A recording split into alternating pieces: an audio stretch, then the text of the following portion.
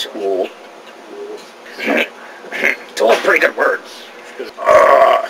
Brought to you by PaintballToTheEnd.com.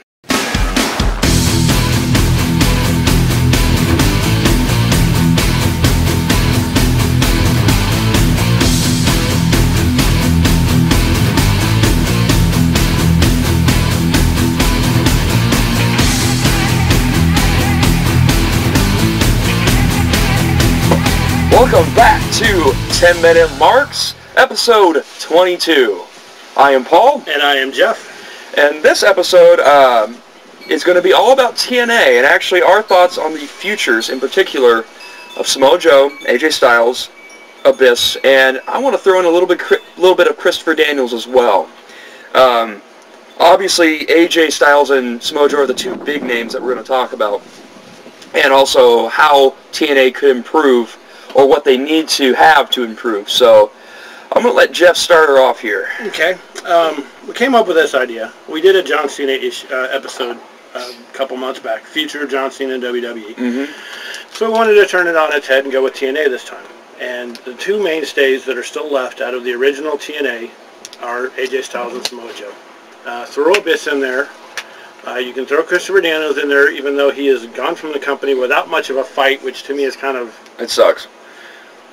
A little bit of a head scratcher, but kind of, to me, foretelling of the future of AJ and Samoa Joe and Abyss and so on. Now, we came up with this idea. We did a Cena episode a few months back, giving our opinions on the future of John Cena and WWE. John Cena Incorporated. John Cena Incorporated. And his lack of promo skills. Yes. And we wanted to kind of turn this on its head and go to TNA this time and go to, you know, everybody wonders, okay, how can TNA overcome the WWE? And how are they going to do it? Who's holding them back, if anybody, and so on and so forth. So I just kind of got the idea, or we got the idea of, you know, we went with Cena's future. Well, what about AJ Styles and Samoa Joe and Abyss? And we're going to throw in Christopher Daniels in there as well.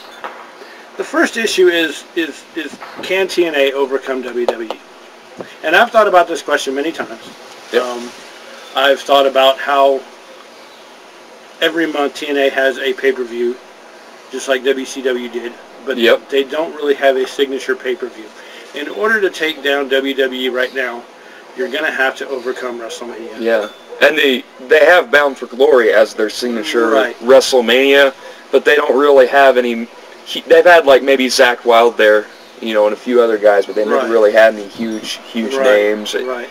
The production, the complexion of it doesn't seem like it's just like any other pay-per-view. Right. So, anyway. Right, yeah, exactly. It is. It's not, it doesn't stand out above the other 11. And people talk about bringing Paul Heyman to WWE. I think that would help a lot, but it wouldn't really overcome the problem. Overcome the competition instantly. No. You know, you brought in Hulk Hogan, for God's sakes, and you're still not getting much better ratings than what you had before. No. Which brings up, in my mind, the interesting question of what about AJ and Joe? Yeah. Two of the three mainstays since the beginning of TNA. Two of the three guys that put TNA on the map. Yep. Are they really doing the company any good anymore? You have a heel AJ Styles now. Yeah. You have Samoa Joe switching from heel to face more often than Ric Flair changes his underwear. Yeah. More often than Ric Flair changes his underwear. Say that again. Yeah. Is there really much of a future for them two in TNA? And Abyss, which he'll talk about Abyss. Yep. It's really interesting. I don't think there's much of a future more than a year for AJ Styles and Samoa Joe in TNA. And I hate to say that. I really do. I love AJ. I like Joe, although he's not the best to me. But AJ Styles is just so talented in the ring. Oh, yeah. He is so phenomenally talented. Him and Christopher Daniels both. But neither one of them have the mic skills to be able to carry the company. Especially when you've got a guy like Anderson coming in. You've got Elijah Burke in there now, them two are phenomenal on the mic. Yeah. Rob Van Dam isn't that bad. You've got Hulk Hogan now.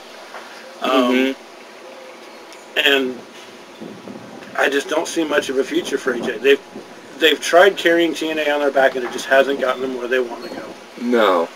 So I think after another year, At the most, you're going to see TNA make a big change and part with AJ and part with Joe. And it's sad as it is to say, I think that's, unless they really do something with them phenomenal, pun intended, I guess, phenomenally different with them both, and change and somehow give them a character where their mic skills improve to where they can carry a company. Because right now they're not doing it. In the beginning they were able to, but now they're just not. And as far as other things that will fix TNA, the one big thing that I think, the only thing that I think can fix TNA is to bring in someone from somewhere that is brand new. Yeah. TNA needs a Bill Goldberg. Yeah, they do. Somewhere, somehow, and I've touted for Shelton Benjamin and Daniel Bryan Danielson, as I like to call them. I think they should bring those two in. I think Daniel Bryan Danielson would have a much better chance of success in TNA and bringing them over the top than someone like Shelton. But TNA needs a Bill Goldberg. I think that's really the only chance they have of ever overcoming WWE, because WWE just started off way too far ahead. Oh, yeah. You know, it's like driving a race car and the other competition being 100 laps ahead of you already. With WrestleMania and with their big pay-per-views and SummerSlam and the talent that they had when TNA started, it's just a lot to overcome. Yeah. And I firmly am shooting for the fact that if they ever do get Daniel Bryan Danielson, whether or not they should call him that as a ring name for him. To me, anyway. Daniel Bryan Danielson. Daniel Bryan Danielson. DVD. It rolls off the tongue, but DVD. I would seriously watch TNA religiously if they just put him in a program with AJ Styles and have the belt on one of them. Probably have it on AJ Styles, though.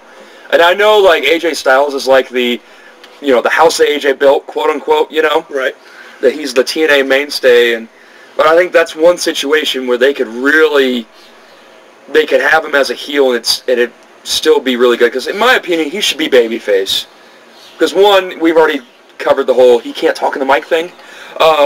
Yeah, and to be a heel, you really need to be able to talk on the mic. I think they could bring in Daniel Bryan Danielson as a heel. Oh, they could, yeah. And have him go up against AJ as a face. It'd be like, you have him do the whole, I've been shafted by the WWE.